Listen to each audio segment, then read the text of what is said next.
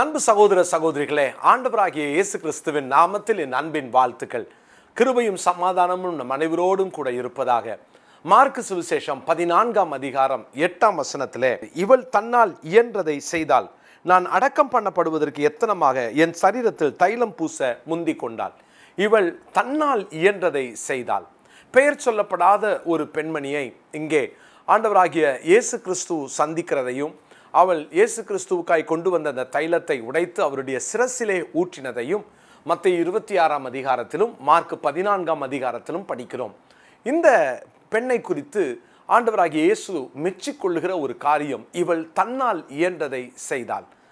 நம்மால் இயன்றதை செய்கிறோமா? இன்றைய தலைப்பே இயன்றதை செய்யுங்கள். இயன்றதை செய்யுங்கள். என்ன உங்களால் முடியுமோ அதை செய்யுங்க. நம்ம பல நேரங்களில் கடவுளுக்கு கொடுக்குறோம், மாதம் மாதம் கொடுக்குறோம், இல்லை நான் சர்ச்சையில் காணிக்க போடுறேன், இல்லை ஒரு மிஷினரியை தாங்குறேன், இப்படி ஏதோ ஒன்றை நாம் சொல்லி நாம் திருப்தி அடைந்து விடுகிறோம். ஆனால் எனக்கு பிரியமான தேவனுடைய பிள்ளைகளே, நாம் தேவனுக்கு என்ன செய்கிறோம்? நம்மால் இயன்றதை செய்கிறோம் என்ற உடனே ஒரு காணிக்கையோடு நிறுத்தி விடுகிறோமோ? அங்கே இவள் இயன்றதை செய்தாள் என்ற அந்த வார்த்தைக்கு ஒரு சில ஆழங்கள் உண்டு. அதை தான் உங்களோடு கூட இன்றைக்கு பகிர்ந்து கொள்ள போகிறேன். நாம் எதை செய்தாலும் எப்படி செய்ய வேண்டும்? இயன்றதை செய்கிறேன், எனக்கு இவ்வளோதான் இருக்குது, இதை கொடுத்துட்டேன், என்னால் இவ்வளோதான் முடியும், நான் செஞ்சுட்டேன் அப்படின்றத தாண்டி தேவன் நம்மிடத்தில் என்ன எதிர்பார்க்கிறார் உங்களோடு கூட நான் சொல்ல விரும்புகிறேன். முதலாவதாக பிரசங்கியின் புஸ்தகம் 9ஆம் அதிகாரம் 10வது வசனம். பிரசங்கி 9:10. செய்யும்படி உன் கைக்கு நேரிடுகிறது எதுவோ அதை உன் முழு பலத்தோடே செய். முழு பலத்தோடே செய். அதாவது இதனுடைய அர்த்தம் என்ன? அந்த முழு அர்ப்பணிப்பை குறிக்கிறது. முழு பலத்தோடு செய். அது ஒரு அர்ப்பணிப்பின் வார்த்தை. என்ன செய்தாலும் உங்களுடைய முழு பலத்தையும் நீங்கள் அங்கே பிரயோகிக்க அழைக்கப்படுகிறீர்கள். நீங்கள் ஆண்டவருக்கு செய்கிற காரியங்கள் எல்லாம் முழு அர்ப்பணிப்பு இருக்கிறதா என்பதை நாம் கவனிக்க வேண்டும். யோசித்து பாருங்க, இன்னைக்கு ஒரு வேளை முக்கியமான ஒரு எக்ஸாம் அல்லது முக்கியமான ஏதோ ஒரு இன்டர்வியூ, நம்ம அதுக்கு ஆயத்தமாகிறோம். அல்லது நாளை காலையிலே நான் ஒரு விமானத்தை பிடிக்கணும், இல்லை ட்ரெயினை பிடிக்கணும் அப்படின்னா நம்ம முந்தின நாள் இரவு எப்படியெல்லாம் ஆயத்தமாகும் இல்லையா? முழு பலத்தோடு நாம் அங்கே முழு இன்வால்மெண்ட் இருக்கும் இல்லையா? அதுதான் இன்னைக்கு ஆண்டவருடைய சமூகத்திலே ஆண்டவருக்காக செய்கிற வேலைகளில் அது குறைந்து விடக்கூடாது. எத்தனை நேரம் நம்ம அப்படிப்பட்ட ஆண்டவருடைய காரியம் உடனே எத்தனை சாக்கு போக்குகள் சொல்லணும். யோசித்து பாருங்களேன், ஃபாஸ்டிங் ப்ரேயர் வருது, நம்ம கரெக்டாக வேலையெல்லாம் நடக்கும், மற்ற காரியங்கள் இதையெல்லாம் நம்ம தவறாமல் செஞ்சுருவோம், அது என் கடமை அப்படின்னு சொல்லிட்டு செஞ்சுருவோம். ஆனால் உபவாச ஜபம் அப்படின்னு வரும்போது எத்தனை பேர் நான் வரணும்னு தான் நினைக்கிறேன், சரீரம் ஒத்துழைக்கலை, வரணும்னு நினைக்கிறேன், திடீர்னு ஒரு வேலை வந்துருச்சு, எத்தனை சாக்கு போக்குகள். சரி, ஆண்டவருடைய ஆலயத்துக்கு போகும்போது யோசித்து பாருங்களேன், யாரும் கேட்க மாட்டாங்க. அப்படி யாராவது உங்களை சர்ச்சு வாசல் நிறுத்தி ஏன் இவ்வளோ லேட்டாக வரீங்கன்னு கேட்டால் என்ன சொல்லுவோம்? நான் கிளம்பணுன்னு தான் நினச்சேன், ஆனால் ஒரு வேலை வந்துருச்சு, என்னால் முடியல. தேவனுடைய பிள்ளைகளே, எத்தனை சாக்கு போக்குகள். என்ன காரணம் தெரியுமா?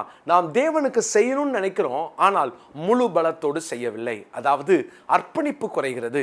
இரண்டாவதாக 2 நாளாகமத்தின் புஸ்தகம் 25ஆம் அதிகாரத்தின் முதல் 2 வசனங்களை நான் வாசிக்கிறேன். 2 நாளாகமம் 25ஆம் அதிகாரம் முதல் 2 வசனங்களை நான் வாசிக்கிறேன். அமத்சியா 25ஆம் வயதிலே ராஜாவாகி 29 வருஷம் எருசலேமில் அரசாண்டான். எருசலேம் நகரத்தால் ஆகிய அவனுடைய தாயின் பெயர் யோவதானாள். அவன் கர்த்தரின் பார்வைக்கு செம்மையானதை செய்தான், ஆனாலும் முழு மனதோடே அப்படி செய்யவில்லை. கர்த்தரின் பார்வைக்கு செம்மையானதை செய்தான், ஆனால் அவன் முழு மனதோடே செய்யவில்லை என்று வாசிக்கிறோம். அதாவது கடமைக்காக செய்வது. என்ன பண்றது? 4 பேர் கேள்வி கேட்பாங்க, அதனால செய்கிறேன். என்ன பண்றது? போலனா இவங்க கேள்வி கேட்பாங்களே, அதனால போனேன். என்ன பண்றது?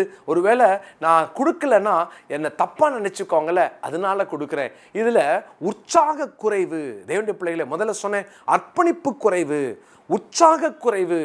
நமக்குள்ள இந்த உற்சாகம் குறையவே கூடாது. தேவனுக்காக செய்யறதுல முழு பலம் நமக்கு தேவை. ரெண்டாவது, முழு மனது நமக்கு தேவை. இன்னைக்கு சொல்லுவாங்கள்ல, செய்ய மனசு இருக்கா அப்படின்னு கேட்பாங்க. அப்படின்னா நீங்க செய்ய இன்ட்ரெஸ்டே இல்லாமல் செய்யறவங்கள பார்த்து தான் அந்த வார்த்தையை கேட்பாங்க, உனக்கு மனசு இருக்கா இல்லையான்னு. அதாவது முழு மனதோடு செய்வது என்பது உற்சாகமாய் செய்வது.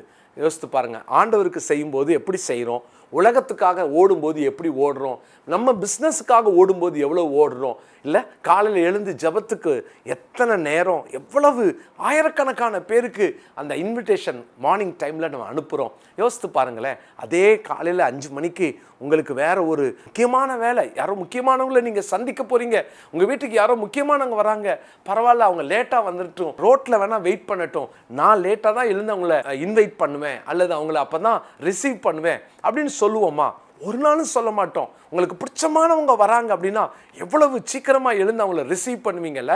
காரணம் உங்களுக்குள் இருக்கிற உற்சாகம், உங்களுக்கு இருக்கிற மனசு தான் காரணம். தேவனுடைய பிள்ளைகளே, காலையில் 5:30 மணிலேருந்து 6:30 மணி வரைக்கும் டெய்லி ஜெபம் பண்ணுறோம். ஞாயிற்றுக்கிழமை நீங்களாக தயவு செய்து உற்சாகத்தோடு வாங்கலை. நம்ம தேசத்துக்காக அதிகமாக ஜெபிக்க அழைக்கப்படுகிறோம். மூன்றாவதாக நம்ம எப்படி செய்யணும்? 2 நாளாகமும் 31ஆம் அதிகாரத்தில் 21வது வசனத்தை நான் வாசிக்கிறேன். 2 நாளாகமும் 31:21, அவன் தேவனுடைய ஆலயத்தின் வேலையிலும் தன் தேவனை தேடும்படிக்கு நியாயப்பிரமாணத்திற்கும் கற்பனைக்கும் அடுத்த காரியத்திலும் என்ன செய்ய தொடங்கினானோ அதை எல்லாம் தன் முழு இருதயத்தோடும் செய்து சித்தி பெற்றான். முழு இருதயத்தோடு செய்தான் அப்படின்னு வாசிக்கிறோம். இது முழுமையாய் தன்னை அர்ப்பணிப்பது மாத்திரமல்ல, அது உற்சாகம் மாத்திரமல்ல, இது தேவனுக்கு செய்கிறோம் என்ற அந்த மன நிறைவோடு கூட செய்வது. தேவனுடைய பிள்ளைகளே, எசேக்கியா ராஜா அப்படிதான் செய்தான். முழு இருதயத்தோடு அவன் அதை செய்கிறான். அதாவது இது யாருக்கு செய்கிறோம்? ஆண்டவருக்கு. அப்படின்னா இது எனக்கு ஒரு பாக்கியம் என்று நினைத்து செய்கிறான். நிறைய பேருக்கு ஆண்டவருக்கு செய்வதை கடமைக்காக செய்வாங்க, அவங்களுக்கு முழு இருதயம் இருக்காது. ஆனால் அங்கே இது எனக்கு கிடைச்ச பாக்கியம் அப்படின்னு நினைச்சு செய்கிறாங்கல்ல, அவர்கள் முழு இருதயத்தோடு செய்கிறவர்கள், தேவ சித்தத்தை செய்கிறவர்கள். எனக்கு அருமையான தேவனுடைய பிள்ளைகளே, இவள் தன்னால் இயன்றதை செய்தால்னு அந்த பெண்மணியை குறித்து இயேசு சொல்றார் இல்லையா? அந்த பெண்ணை குறித்து நீங்க கவனிச்சு பார்த்தீங்கன்னா அவளுக்குள்ள முழு பலத்தோடு செய்தாள். ஏன்னா வந்து அர்ப்பணித்து அவள் செய்கிறாள். அதனால தான் இயேசு கிறிஸ்துவிடத்துல வந்து 1 வருடத்தின் கூலியை ஒரே நேரத்தில் உடைத்து தலையில ஊற்றி அபிஷேகம் செய்தாள். மாத்திரமல்ல, உற்சாகமாய் செய்தாள். மூன்றாவதாக முழு இருதயத்தோடு செய்தாள். அதனால தான் அவளை எத்தனை பேர் எதிர்த்தாலும் அவள் அங்கே கண்டு கொள்ளவே இல்லை. ஏன்? நான் கர்த்தருக்கு செய்கிறேன், யார் என்ன சொன்னா எனக்கு என்னன்னு சொல்லி அங்கே தன் முழு இருதயத்தோடு செய்து தேவனை மகிமைப்படுத்தினாள். பிரியமான தேவனுடைய பிள்ளைகளே, ஒரு வசனத்தை இந்த நாளிலே நான் வாசிக்கிறேன். அதே நம்முடைய மனப்பாட வசனமாய் குறித்து கொள்வோம். எரேமியா தீர்க்கதரிசன புஸ்தகம் 32ஆம் அதிகாரத்தின் 41வது வசனத்தை நான் வாசிக்கிறேன். எரேமியா 32:41 வசனம். அவர்களுக்கு நன்மை செய்யும்படி அவர்கள் மேல் சந்தோஷமாயிருந்து என் முழு இருதயத்தோடும் என் முழு ஆத்மாவோடும் அவர்களை இந்த தேசத்திலே நிச்சயமாய் நாட்டுவேன். ஆண்டவர் சொல்றாரு, நீ முழு இருதயத்தோடு முழு பலத்தோடு முழு மனதோடு என்ன எனக்கு செஞ்சாலும் நானும் என் முழு இருதயத்தோடும் முழு ஆத்மாவோடும் இந்த தேசத்துல உன்னை நிச்சயமாய் நாட்டுவேன் என்று சொல்லுகிறார். நம்ம அவருக்கு செஞ்சா அவரும் நமக்கு முழு இருதயத்தோடு செய்வார், முழு மனதோடு செய்வார். ஆண்டவர் நமக்கு செய்வதில் அவரும் உற்சாகம் கொள்வார். எனவே ஆண்டவருக்கு நம்மளால இயன்றதை செய்வோம், ஆனால் முழு பலத்தோடு முழு மனதோடு முழு இருதயத்தோடு செய்வோம். கர்த்தர் நம்மை ஆசீர்வதிப்பார். ஜெபிக்கலாமா?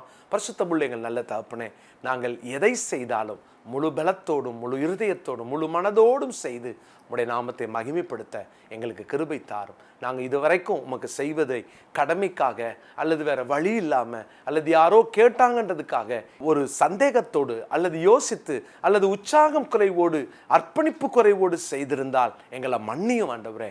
எதை செய்தாலும் உங்கள் நாம மகிமைக்கென்று செய்ய எங்களை அர்ப்பணிக்கிறோம். உடைய பிள்ளைகள் ஒவ்வொருவரையும் இந்த நாளிலே ஆசீர்வதியும், தொடர்ந்து வழி நடத்தும். இயேசுவின் நாமத்தில் ஜெபிக்கிறோம் நல்ல பிதாவே, ஆமென்.